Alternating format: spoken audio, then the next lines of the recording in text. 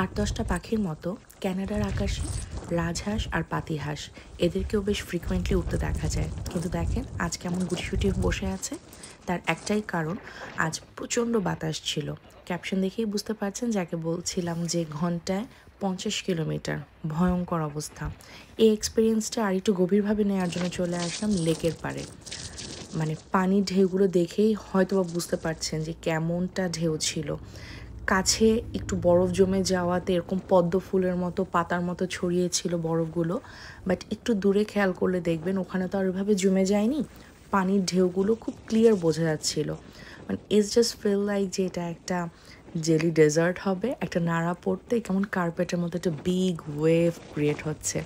এখানে দাঁড়িয়ে থেকে ভিডিও করাটাই বেশ কষ্টসাধ্য ছিল, কিন্তু ন্যাচারাল এই ফিনোমেনালটা আসলে শেয়ার না করলেই না, না দেখলেই না নিজের চোখে।